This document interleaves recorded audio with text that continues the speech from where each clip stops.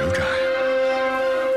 Trying to keep a low profile and leading ordinary lives on the Witness Protection Program, The Incredibles are tempted back into action by a supervillain threatening the world. But are their best superhero days behind them? I gotta go! Maybe just a salad and, some rice cakes. Amanda, we just had a memo from management. They want more Aussie content on this week's show. All right, well, how about this? G'day and welcome to Mondo Thingo, the show that's as dinky-die as it is fair dinkum. Ay. Oh, that was worse than Robert Downey Jr.'s accent on Natural Born Killers. Morel McPherson on Friends. Yeah, all right, I can't do an ochre accent. What are your suggestions? Well, how about this? How about one dries a bone and one a kubra? You've got to be kidding. Oh, go on. You'll look just like one of McLeod's daughters. They're very logy hot right now.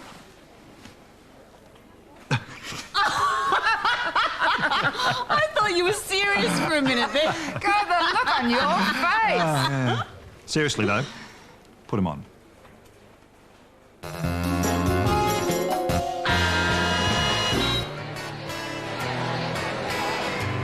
So what exactly were all those ribbons about at last week's Logie Awards? Australian content rules on TV are a hot topic at the moment. The proposed free trade agreement is threatening to reduce the amount of Australian programming we see. To protest this, a number of actors donned green and gold on the red carpet. The ribbon is because I'm against free trade. The free trade agreement is going to destroy our industry. Shows like Stingers and lots of other shows wouldn't be here today if they hadn't been protected and nurtured early on. And just to remind people that Australian content on television is very, very important. I think you'd better let us go. We do not release prisoners. Originally, Australian culture was to be exempt in the free trade agreement, but now Australian content is under threat. So the industry is lobbying the government to stand up for it. And you can understand why.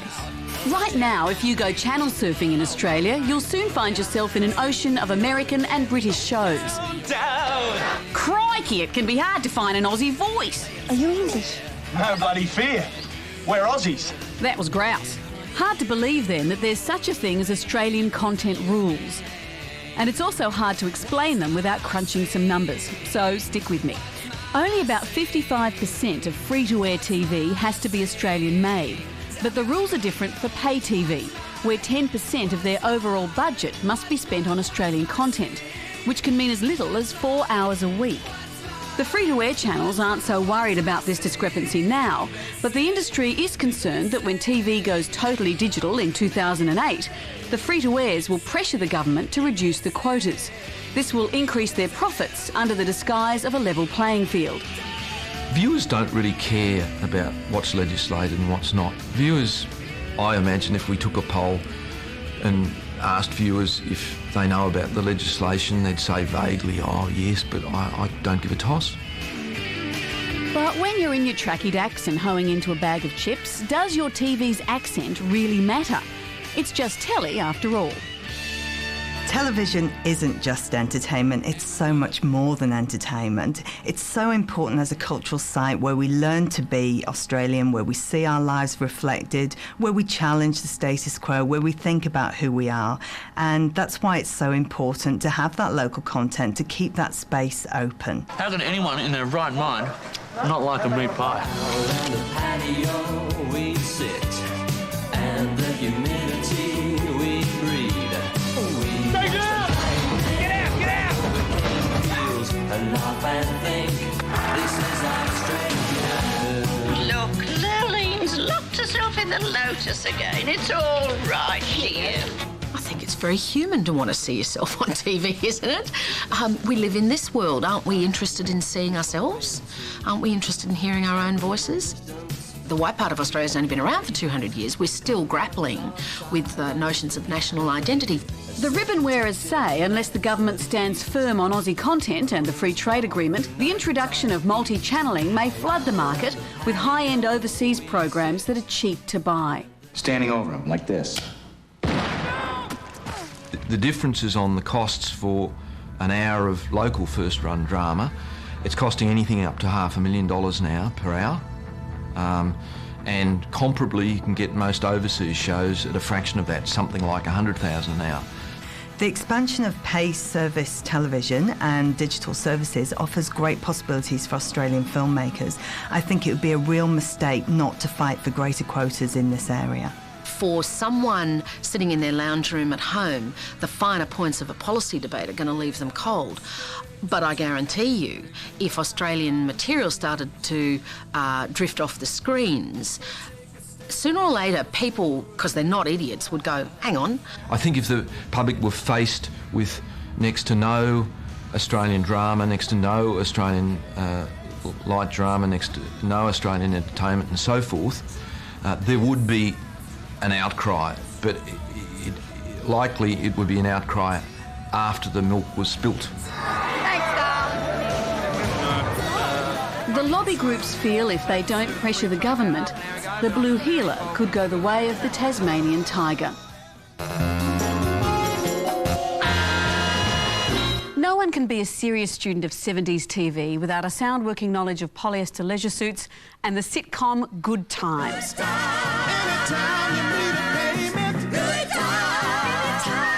Dynamite.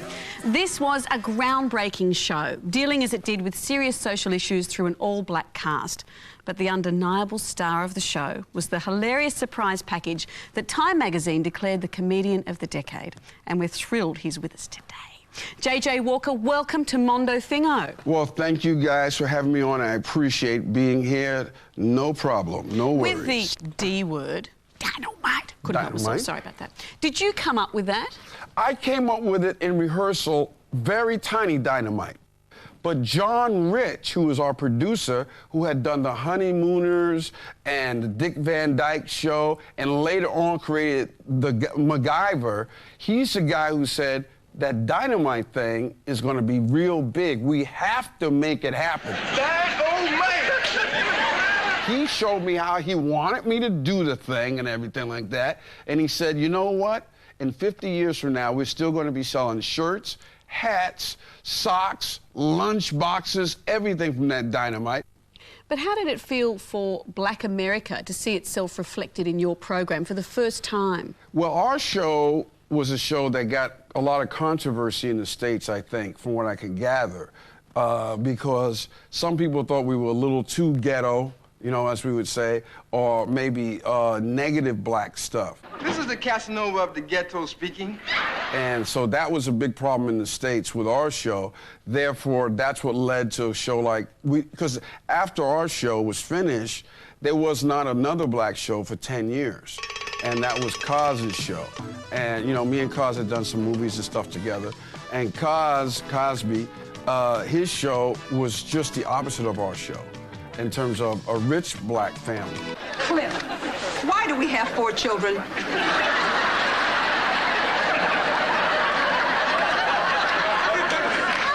Because we did not want 5. In the States, we're very politically correct. So black people will never be poor on TV, and you can see that in the shows that are coming over now. And you think that's a shame, that you're not reflecting reality necessarily? It's not a reality thing, but then it makes it less funny, because if there's nobody that's crazy and wacky and cool and out there, you don't have any comedy. Everybody in comedy can't be perfect. As I always say, somebody has to take the pie. Don't forget, Mama, I'm the victim of 300 years of oppression. And somebody has to be the loser. You know, I mean, you know, the Passion of Christ just made, I don't even know, $500 million. And not to say Christ is a loser, but he took a bad hit. Do you have any 70s mementos? Do you have a particular outfit that you've held on to? No. I'm one of these guys, I throw stuff away. I got tons of other stuff that I keep. But I tell you one thing I do have. I do have one of those Dynamite 8 things that had the 8-track. That's what I have. I have some 8-tracks still left. Like, I have the Carpenters, the best of the Carpenters in 8-tracks. So if anybody needs it, if you want it on eBay, call me. It's only $25,000. Well, you're not much of a collector. But I am. You know the amazing thing? I don't even have that album. And I love the album. Hands off. My friend Lyle has it, and he's supposed to tape it for me, and he never taped it. I don't even have the album. Isn't that amazing? Will you sign it for me? I will definitely sign it. I love that album. Side 1, very good. Oh, look. Well, look, JJ Walker, thank you for joining us today. Thank you, guys. No worries. Thanks for the time. My pleasure. We all know that buttocks maketh the man, especially Johnny Depp's. But tragically, millions of men all over the world are born every year sans derrière. And that flaw is most obvious when they put on a pair of jeans. But there is a solution. And modelling it for us today is our very own voiceover boy and suddenly jeans model, Robbie Buck. Hi, Robbie. Hi, Amanda. Thanks for the opportunity. You're so welcome. Robbie is wearing a pair of sloops. Now, sloops are a new clothing line from a company in Detroit. Please turn around, Robbie. Certainly.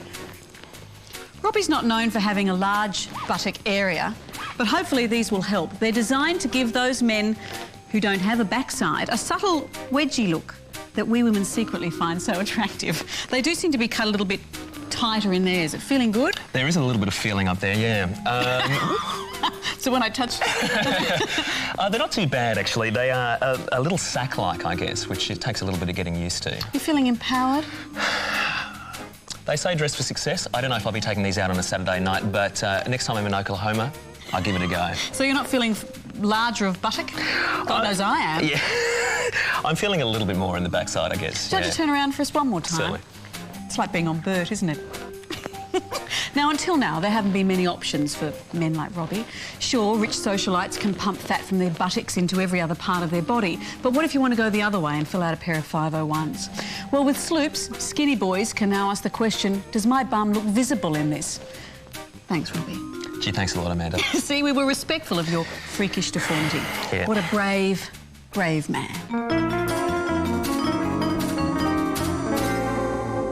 The new movie Strange Bedfellows sees star of The Castle Michael Caton masquerading as a gay man to help flatmate Paul Hogan exploit a loophole for tax avoidance purposes. It's kind of like The Odd Couple, only heaps gayer. And really, how can a film fail when it exploits two major Australian interests, gay themes and tax avoidance? It's also bound to score the straight actors big points for pretending to be queer. Though isn't it weird that it never seems to work in reverse?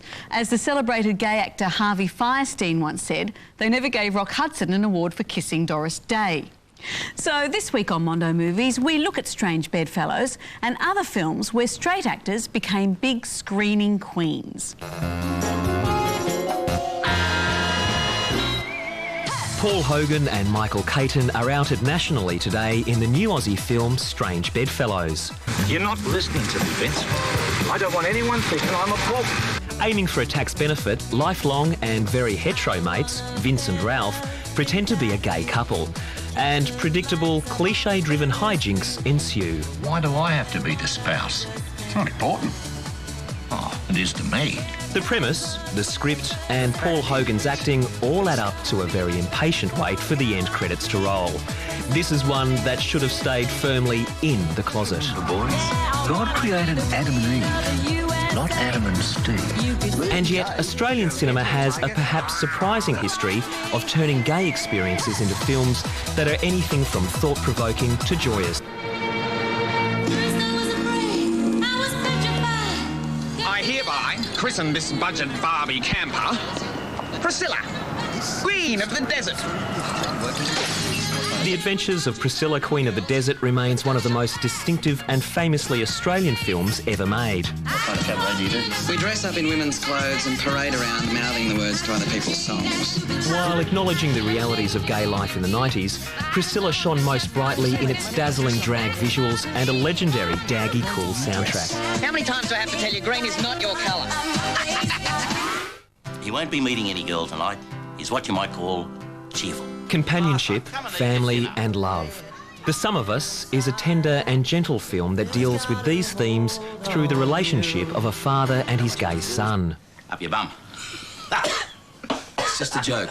Dad's always making jokes. Today, Russell Crowe is a man's man. But in this film, he was John Paulson's man. And with Jack Thompson playing his dad, the result was an affecting story where the gay characters were a lot more than just gay. Our children are only the sum of us. what we add up to. Nothing sweet or camp about Head On. Here, the raw Christos Tsiolkas novel, Loaded, is turned into an intense and bleak day in the life of Ari, played ferociously by Alex Dimitriadis. Find a girl. Get married. Τότε δεν πειράζει τι κάνεις. Κατάλαβες? Ari is a gay Greek-Australian. Solitary and without purpose, he fills his life with constant sordid sexual encounters. There are no easy answers in Head On, but it's a dazzling piece of filmmaking. I think I'm falling in love with you, Ari. And more recently, a beautiful film by Tony Ayres, Walking on Water. Caught up in the brutal reality of AIDS, Vince Colosimo gives an inspired performance as a grieving gay man. Will you shut up? You've been carrying on like a fucking pork chop and you hardly even knew him. A film of uncommon sincerity and clarity, Walking on Water blends drama, sadness and unexpected humour perfectly. I haven't believed in reincarnation. If it's true, please God, don't bring him back as a dog or a poof. Shut up. Though there haven't been many of them, gay-themed Australian movies have proved to be some of the best films we have to offer. And it seems the further they stay away from the cliches, the better they are.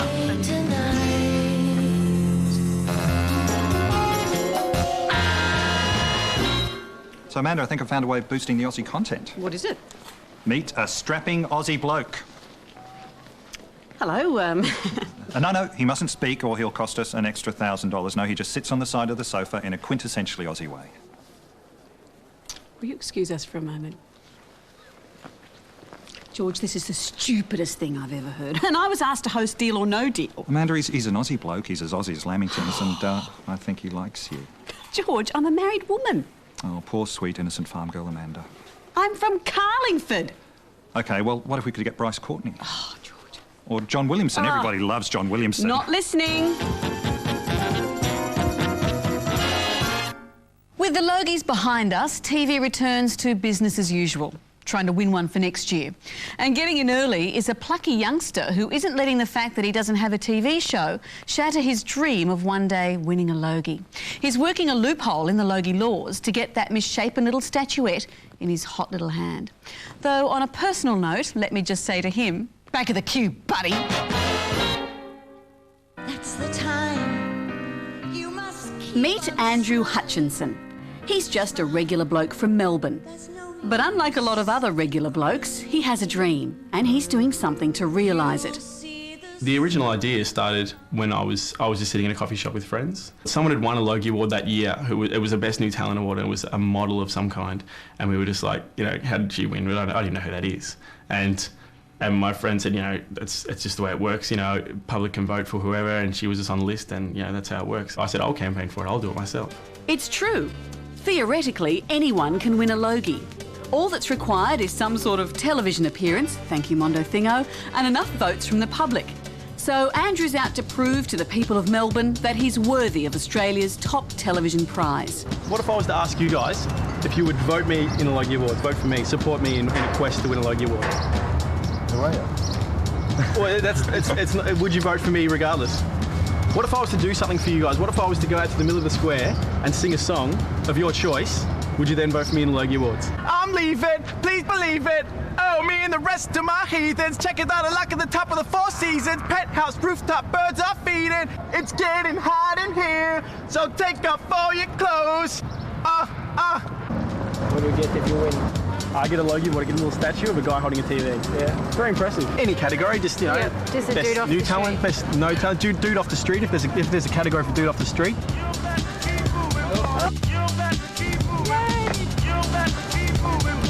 Thanks so much. Well done. You saw it? Yeah. So you vote for me in the Logie Award? Yeah, we'll vote for you. Thank you very much, Sam. People of Melbourne, I'm trying to win a Logie Award. I need all of you. You. I need you all to vote for me. Breakdance. Yeah, I do. Use your arms more. Use your pelvis more. Use your hips. Do rhythm.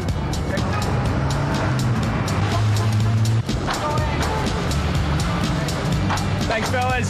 So when you go to the Logie Awards this year, I'm sure you probably haven't finalised it yet, but I was wondering if you might need a date to go along with you. Well, I don't know. There's always that ticket situation, isn't there, where you get one ticket or two. Yeah, that but might I be mean, a bit of a problem. Well, would you be my date to the Logie Awards? Oh, yeah, we've got a spare ticket? Yeah. Just in case if we you've got either one of us, you know, whoever's got the spare ticket just gives it to the other one. You know, we'll just work it that way. Will you hold my handbag? I'll hold your handbag. Yeah. All right, okay, fair enough. All right. That's always a good deal. Thank you very much. Susie Wilkes, my date to the Logie Awards. Oh, help.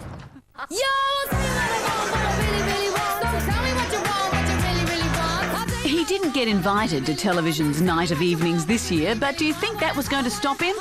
Fat chance. We sprung him on the red carpet trying to crash the big event. Susie Wilkes reneged on her offer to take him as her date. Do you remember me about December last year in Federation Square? You said you didn't like that. Yes, yes. Tony Perrin wouldn't have a bar of him.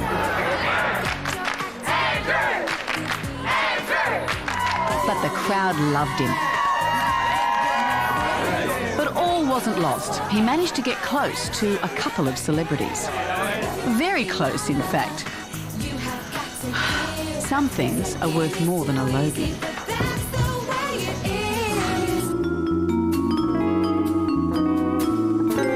So do you reckon we've got enough Australian content in the show? Well, I reckon we could probably bring ourselves up to quota if we got Hugh Jackman in the nude. Oh, Shirley. Great idea, George. I could call Hugh Jackman. Amanda, you can't call Hugh Jackman because the restraining order also extends to the telephone. Hmm. What about draping yourself in the Australian flag? No, everyone's already seen Pauline Hanson in that outfit. You could wear thongs. Oh, yuck, they right up. I was talking about on your feet. I knew that. Next week, when marketing gets infectious, we put Quentin under the microscope and Americans who build houses for their children and their dogs. Oh my gosh. Well, that's about all we have time for tonight, but before my bodyguards rush me past hundreds of screaming fans and into my limo, here's an extra little something. Now, we all know men have a gift for adding a note of pointless competition to just about anything. So why shouldn't they do that with lawn mowing? That's exactly what the US Lawnmower Racing Association is all about. If you imagine the Bathurst 1000 with ride-on mowers instead of cars, you get the idea. It originally came from England in 1992 and now it's a booming sport in the US. No doubt they do their racing at 8 a.m. on a Sunday morning when the neighbours are trying to sleep in. Then the winner does a lap of honour and the edging at the same time. Gentlemen, start your two strokes. Bye for now.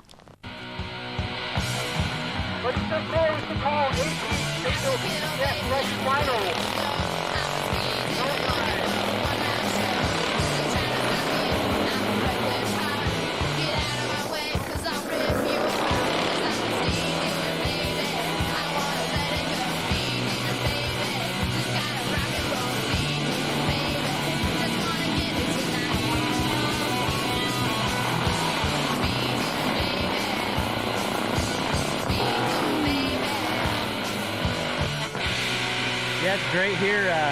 2002 Stateville Finals, Mansfield, Ohio. Beautiful day out today. 35 miles from home. It just doesn't get much better than this. Came home first place today in the VP class. Nice, and the chicken goes